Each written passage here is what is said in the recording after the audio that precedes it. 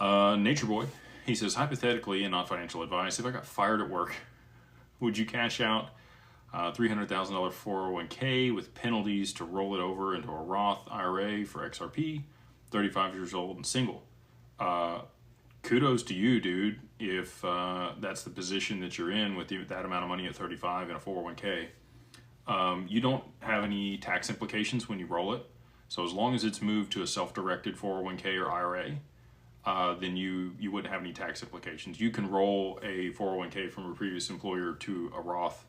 Well, the Roth you wouldn't be able to do. The Roth, you would have to do a backdoor Roth or a SEP IRA.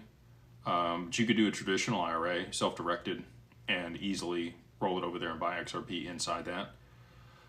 With your age, I can't tell you what to do, but I will say this. So that's a lot of money that's going to be locked up for a long period of time. If you're 35 years old, you're not going to be able to access that money till you're 59 and a half without any penalties. And I'm not saying, to cash it out and deal with the taxes next year and pay the penalties.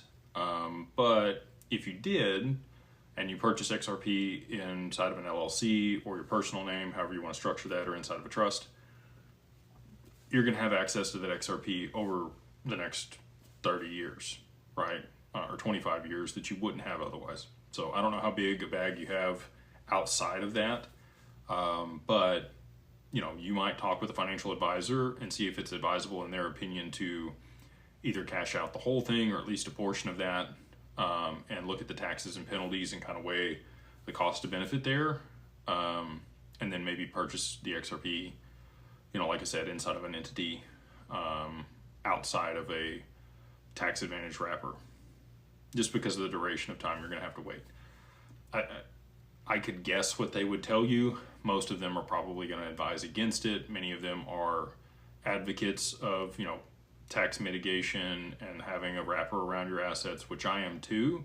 But I just understand, you may still have to work the rest of your life, even though you have all that in there, because you can't borrow against an IRA. You can't even touch it, really. There's no way to be able to access that liquidity and get, cash flow off of it or dividends or any of that stuff. It's going to stay inside that wrapper in order to maintain the tax benefits. But you could cash out a portion, leave a portion in there for retirement later on. And then also, have at least a portion of that you paid the taxes and penalties on that you're going to be able to access in the short term. That's what I did. So I'm just, again, going to speak to what I've done in the past.